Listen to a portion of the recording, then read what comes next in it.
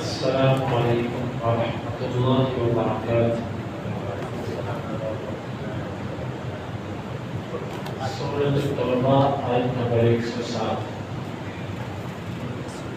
اعوذ باللہ السمیع العلیم من الشیطان الرجیم من ہمزہ ونفخہ ونفخہ والذین، اور وہ لوگ اتخذوا، جنہوں نے بنایا مسجدہ، ایک مسجد کو، ضرارا، نقصان پہنچانے کے لیے، وکفرا، اور کفر کے لیے، وتفریقا، اور اختلاف ڈالنے کے لیے، بین المؤمنین، مومنوں کے درمیان، وارصادا، اور پناہ دینے کے لیے، لمن، اسے، حارب، جو جنگ کرے، اللہ، اللہ سے، ورسولہ، اور اس کے رسول سے، من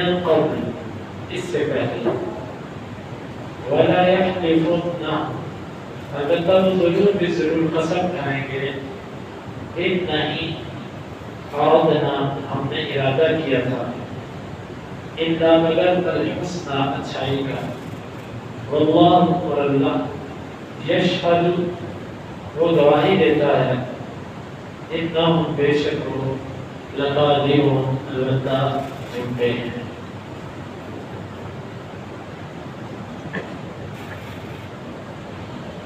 والذین اتخذوا مسجدا ضرارا، وہ لوگ جنہوں نے بنایا مسجد کو نقصان پہنچانے کے لیے، وکفرا، اور کفر کے لیے، وتفریقا بین المؤمنین، اور مومنوں کے درمیان اختلاف ڈالنے کے لیے، وارصادا لمن حارب اللہ ورسولہ من قبل، اور پناہ دینے کے لیے اسے جو اللہ اور اس کے رسول سے جنگ کرے، اس سے پہلے، ولا یحلفن ان اردنا الا الحسنى، البتہ وہ ضرور بھی ضرور قسمیں اٹھائیں گے، نہیں ہم نے ارادہ کیا تھا مگر اچھا ہی، واللہ یشہد انہم لکاذبون، اللہ گواہ ہے، بے شک وہ جھوٹے ہیں۔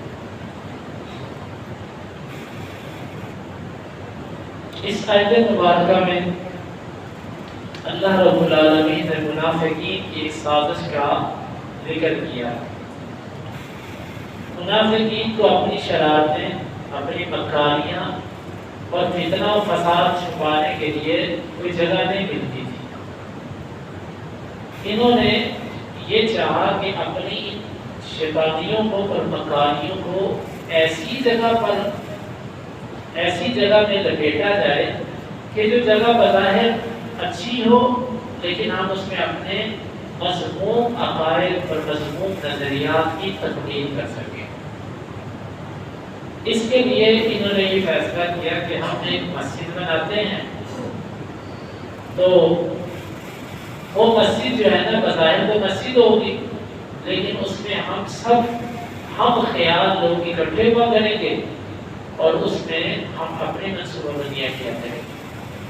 معروف یہ ہے کہ ابو عامر راہب، جس کو مسلمان ابو عامر فاسق کہا کرتے تھے، یہ بدبخت وہی ہے کہ معروف صحابی حنظلہ، جن کو غسیل الملائکہ کہا جاتا ہے، جن کو فرشتوں نے غسل دیا تھا، یہ ان کا باپ تھا۔ دیکھیں بیٹا کتنا اللہ کا مقرر مومن، اور باپ کتنا بدبخت۔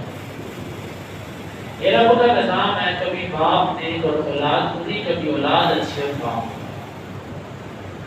باپ منافقوں کا سرکردہ اسلام کے خلاف متحرک ان کا کارنامہ۔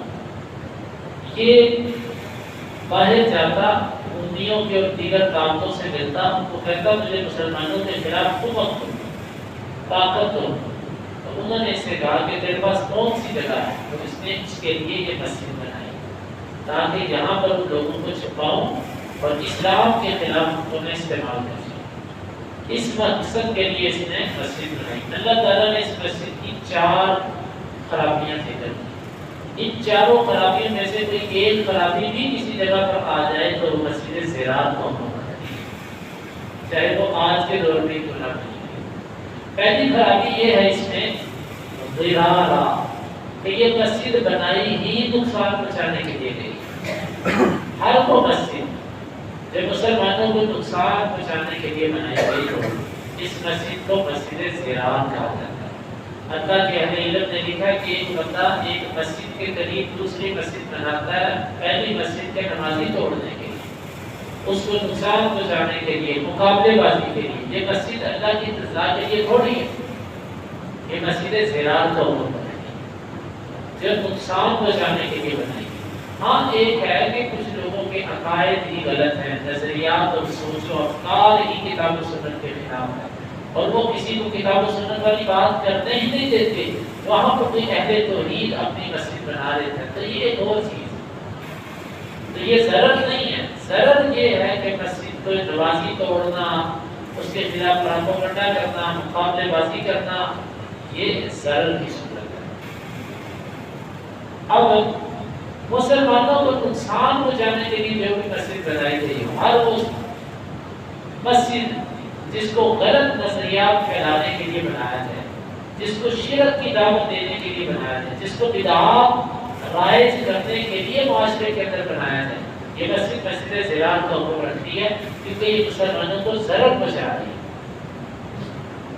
ایک بندہ اپنی مسجد بناتا ہے، اس میں غیر اللہ کے لیے مدد مانگتا ہے، وہاں پر غیر اللہ سے مانگتا ہے، ان کے نام لکھتا ہے مسجدوں کے اندر اور بدعات کی دعوت دیتا ہے، یہ اس نے لاشعوری طور پر مسجد زراعت بنائی، کیونکہ اس سے اسلام کو نقصان، اسلامی عقائد کو نقصان، نبی کی سنتوں کو نقصان۔ یہ مسجد زراعت ہر بدعتی اور مشرک کی مسجد مسجد زراعت کو حکم رکھتی ہے۔ وکفرا، اور کفر کے لیے یہ مسجد انہوں نے بنائی نقصان پہنچانے کے لیے اور کفر کرنے کے لیے، اللہ اور اس کے رسول۔ اور تیسری اس میں نقصان تفریق بین المؤمنین، مومنوں میں اختلاف ڈالنے کے لیے، پھوٹ ڈالنے کے لیے، کہ کچھ جو مسلمان یہاں نماز پڑھنے آئیں گے ہم ان کی ذہن سازی کریں گے، دوسری مسجد کے خلاف بھڑکائیں گے، ہم کو گروپ بنائیں گے، پارٹی بازی بنائیں گے۔ یہ منافقین نے مسلمانوں کے اندر، ایمان والوں نے یہ فرقہ واریت پھیلانے کے لیے یہ کام کیا۔ اور چوتھا وَإِرْصَادًا لِمَنْ حَارَبَ اللَّهَ وَرَسُولَهُ مِنْ قَبْلُ، جو اللہ رسول اس کے رسول سے جنگ کرے جانا، اس کو پناہ دینے کے لیے۔ ہر وہ مسجد جو کتاب و سنت کے خلاف کسی شخص کو پناہ دے، یہی اس میں مسجد زراعت والا حکم ہے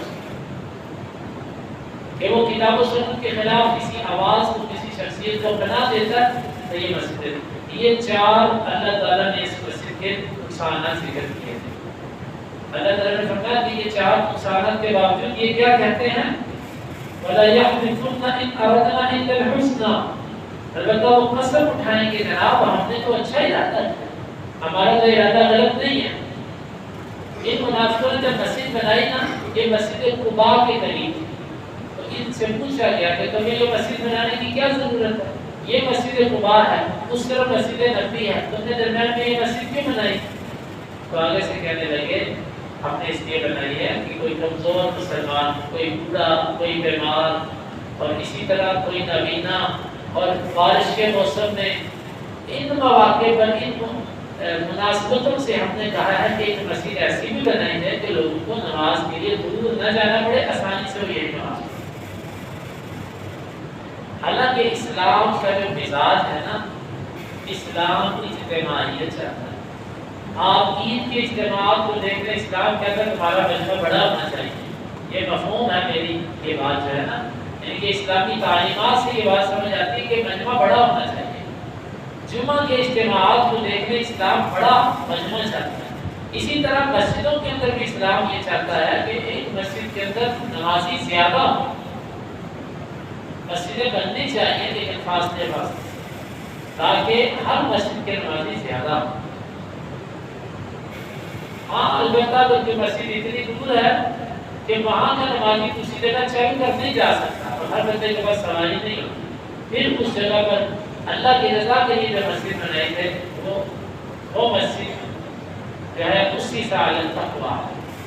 البتہ جو کسی اور نیت سے بنائی گئی ہو یہ مسجد تقویٰ نہیں ہے. تو اللہ نے فرمایا کہ یہ قسمیں کھائیں گے، ہم نے تو یہی ارادہ کیا تھا کہ یہ ان مواقع پر اور ان لوگوں کے لیے مسجد کام کرے. اللہ یشہد انہم لکاذبون. اللہ تعالیٰ گواہی دیتا کہ یہ جھوٹے ہیں. بظاہر یہ اپنے ارادے بڑے اچھے کرتے ہیں، دین کا کام کرتے ہیں، ہم یہ کرتے ہیں، در حقیقت مقصد کیا ہے؟ مقصد ان کا صرف اور صرف اپنی اسلام کے خلاف سازشیں اور پراپگنڈا ہے. اللہ رب العالمین سے دعا ہے کہ اللہ تعالیٰ ہمیں